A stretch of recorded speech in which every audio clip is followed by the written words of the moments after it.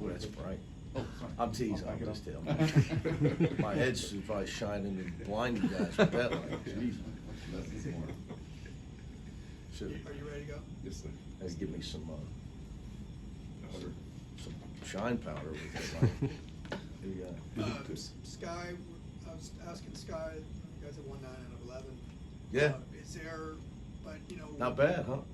Pretty darn good, but you know, is there another level you could take it to? And Oh, yeah, I think. He said the two things, I had some what he working on, he said rebounding and communication. So where are those on the priority list for you? Yeah, he's right. I mean, you know, look, I think it's very important that your players come in here and regurgitate the things that you're trying to talk about and emphasize. That means that they believe and they're paying attention and they're locked into it. You can't be a good defensive team without communication. Impossible. Impossible. Players that care talk. And if you don't communicate, you can't play as one. So in our sport, you got, obviously you're trying to have 5 guys play as one defensively. So communication is everything. And then, you know, it's as important as effort. I think people always talk about they play so hard on defense. The great teams, 5 guys play as one, and they're accountable to each other. So that's exactly what, you know, he gave you exactly that. And I just think that we finally out-rebounded somebody the other night. You know, I think it's why we won, was our second chance points. And it's an area we can continue to improve. I thought Adai was big on that. And it's, you know, I think Sebastian plays a lot. He can do it. Trent can definitely do it. The problem with our starting lineup is you start 2 small guards. So, you know, that's why with the guys that actually, but we play so many vastly different lineups throughout the game. You know, but when you do get a bigger lineup in there with a center in there, because Tyler's not a center. But when you play, and Sebastian and Trent, you know, they're bigger than Sky and Dylan, and they're capable of rebounding. You're going to a place that obviously was the start of a very special run for you and UCLA. What are your memories of that? And then did you ever go there with Cincinnati? Obviously they won your conference, but my only memory of playing that game was literally, it was like, first of all, we bust in the rain. It was, you know, like, we're really in the NCAA tournament. We're busing from Indianapolis to West Lafayette to play. Not an easy bus trip. But then, this was all due to COVID protocol, guys. Our holding area, because you couldn't get to the locker rooms because it was a game before ours, was the practice gym at Purdue. And we were in the holding area with Michigan State. It's true. And we were getting ready to play each other. And guys are changing. And I'm sitting there, Tom Izzo's sitting right there. Wow. It was like, is this like an AAU tournament? I mean, it's like an AAU tournament. yeah. You know, and there was, I mean, where else were they going to put people? I mean, it was what it was, and it ended up going long the game before us, and and then our guys are carrying their stuff up to the bench like an AAU game and putting their bag on the bench. Yeah. I mean, it was just unbelievable. So I didn't, you know, and it was so dark and rainy when we got in there. I didn't get, you know, didn't see much. So it's not like we could take the team to see Coach Wood and stuff or anything like that. So. Are you going to be able to do any of that this Yeah, time? yeah. And then Normal road talk trip. about Shoot around surreal Friday. playing an NCAA tournament game with 1,500 people in that arena. Yeah. And then your dad. Well, that whole experience was crazy. But more importantly for me, not more importantly, just more vividly for me, was sitting in that practice gym, Ben. Yeah. In a holding area with the team we're getting ready to play. Yeah. It was like, you know, it's like, wow, I never thought I was going to be an AAU coach. Did you hear what Coach Musselman said about Big Big Ten travel after the Rutgers game? No. He was saying, I think they were interviewing him right after the game, and he said he was actually more worried about getting home and playing Ohio State, which had been in LA for God knows how many days. So I guess my question is, you've talked about some of this stuff. Is there gonna be meetings after the season to try to do the scheduling? Yeah, I think those are questions for the Big Ten. Okay. Earlier, I want to say maybe less than a month ago, you mentioned how a winning streak can easily turn into a losing streak. Obviously, Purdue's kind of going through that right now in this league. How much more dangerous does that make them going into this game? Look, I think if you polled coaches, you wouldn't want to play you don't want to play a wounded program with a championship mentality. That being said, I have so much respect for Matt Painter that if they'd have won, I still think if they'd have won their game against Indiana, I'd still think they would have had a great week of practice because he's a great coach. So some of that stuff is a little overrated. It goes back to coach paranoia. Mm-hmm. But the psychology of the schedule can be real. And the to further that, I think you can play well, which they did at Michigan and lost by 2. And you can play well and lose. You could play well for 30-plus minutes as they did against Wisconsin, and they were in control. And then all of a sudden, Wisconsin, as they can do, makes every shot in that game, So that's why I always allude to it's like the NBA, because there's so much talent in the pros that even the best teams have pros. Or I'm sorry, even the worst teams have pros. And they can just start making shots and beat you. So I just that's life in a great league, which now obviously there's 2 unbelievably deep leagues. Big 12's a touchdown this year, but they're still a great league. But in these 18, these leagues, I mean, we're at 18 right now. Yeah. I said right now. I said right now. That'll probably change. It will. If it's not 20 to 22 within the next 4 or 5 years, I'll buy you Starbucks.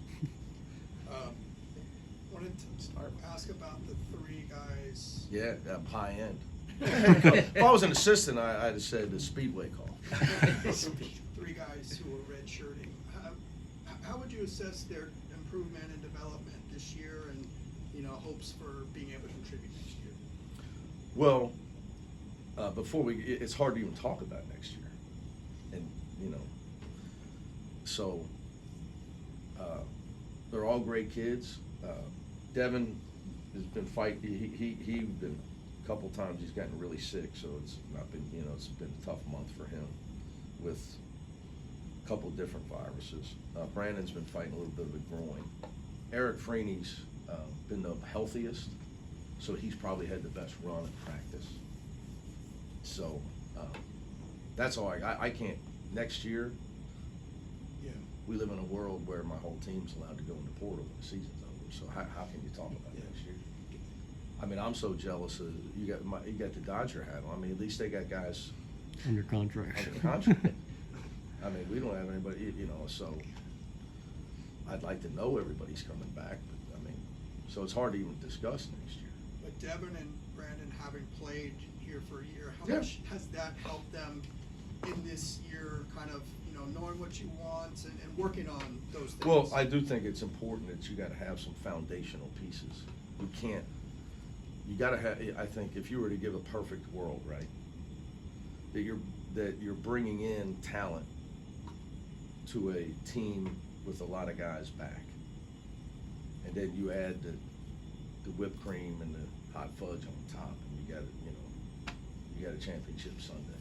I think it's hard to go get the whole Sunday, and win a championship.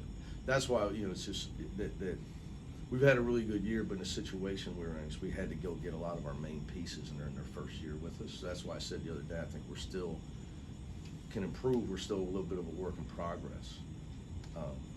But I would agree if that you're alluding to, it helps to have some guys that you've trained. After a week like this past one, when you grind out a win against Ohio State, you have a tough one against Minnesota, like how does that teach the guys about this Big Ten conference? I mean, I'd say they learned early January. It's true. They learned early January. I mean, every game in this conference, we just saw the schedule can dictate how tough your weeks can be. So I think they're well aware of how tough these road trips are. Purdue played for the national championship last year, so if they're not aware who Braden Smith is, Trey Kaufman, Renz, and Foster Lawyer, they live under a rock. So I think they know. I mean, they learned early on. But just like, how does that help for come NCAA tournament time that you guys have played such a tough schedule in the conference? That's the real question, because there's a school of thought out there that the Big Ten. This is before we got in it. The beating each other up has hurt them come tournament time. You got to stay fresh-legged as much as you can as a coach. You got to stay fresh-minded because it's not just physical. I've always Darren Savinos should have been a head coach a long time ago. Okay, but it is what it is. He's not a self-promoter. He came up with this line, and we've been together so long, I don't remember when. Mental state is everything. And you can put people in a certain mental state, and you can control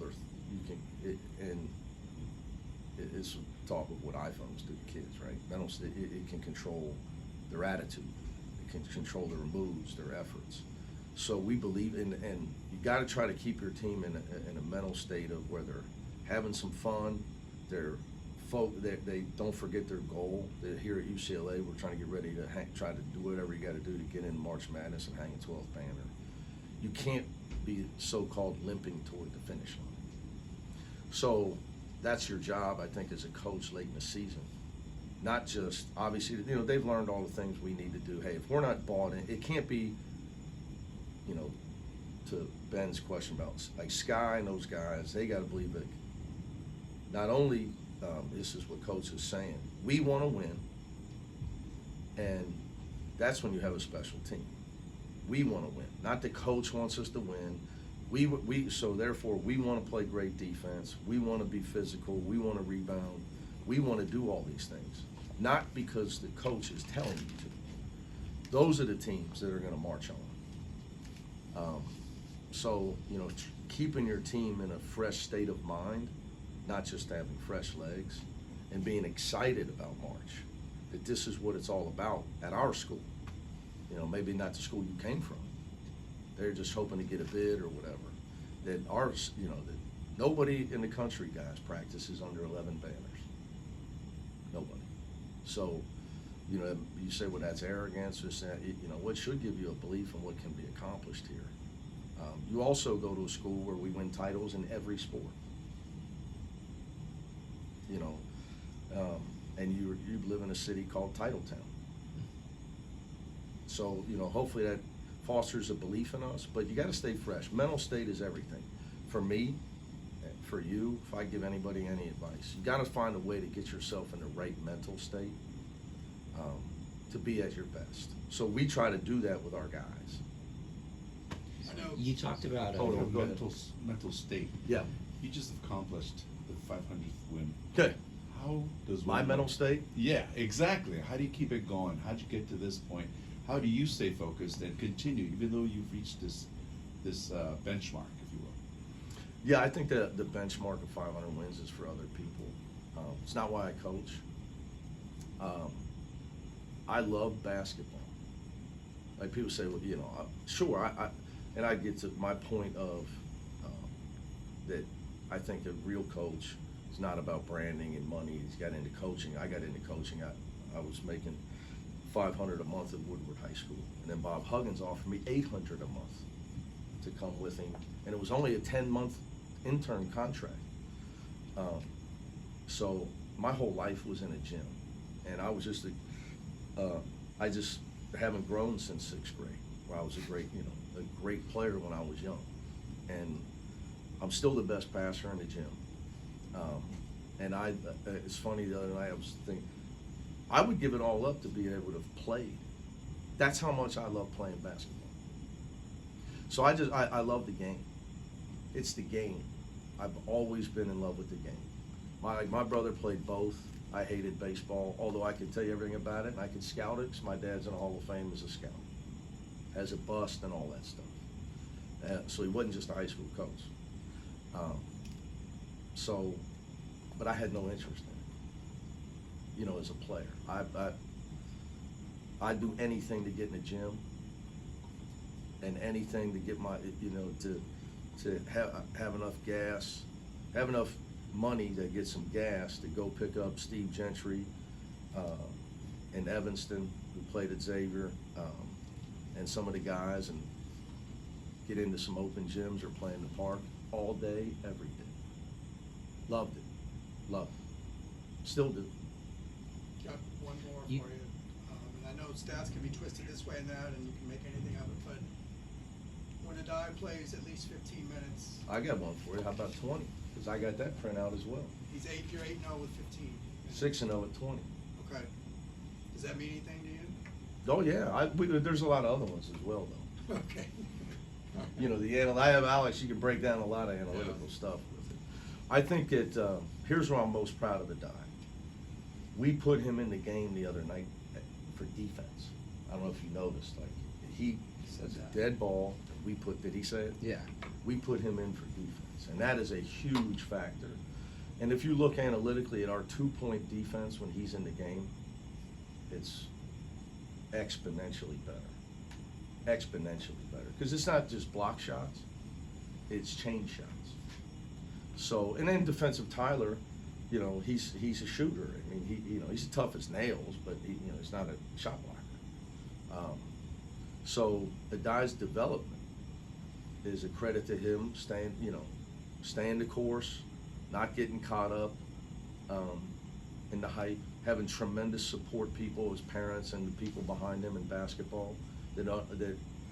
I thought he was going to adjust quicker. They're the ones that told me, Coach, he's just a young kid now. He's going to need some time. So I think the importance of, we talk about Dave Andrews and great job.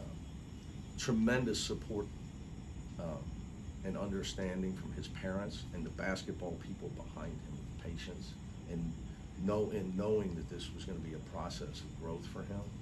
But not easy. Not easy. I'm hard on guys, but I have tremendous empathy because I know what they go through. The high rank guy. Yeah. We're in a society, everybody's supposed to come in and be one and done, be a lottery pick, and the pressure on these kids is amazing. I'd be remiss if I didn't ask the follow-up, so. Oh yeah, the springboard game. Well, he's had a lot of those, so, Yeah. so when you see that he's 8-0 in this and 6-0 in this, do you say, oh, well, let's keep going with that? Make sure you get 20 minutes a game. Make sure, you gotta understand, in the middle of that is when he got the norovirus. And then he came out of, he went from that and had it turned into a horrible respiratory thing. Up until the other day, I've never seen, the guy's keeping tissues in his sock in practice. Like, you're allowed to sub out, blow your nose. I turn around, he keeps doing it, I'm like, yeah, I saw Dirk Nowitzki back in the day. I used to go watch Dallas practice. My buddy Monty Mathis was coaching. I was like, that's gross. Is that a European thing? No way. You're allowed to sub out, though. You don't want to sub out. So you don't put it in his sock. But that shows how much he's come in his competitive nature. And that's why he's getting better. I saw about his heart, his just competitive nature. He's really grown in that. But yeah, absolutely. And, trying to break it all down analytically a little bit. Right, you gotta go. All right, guys. Thank you. Thank you.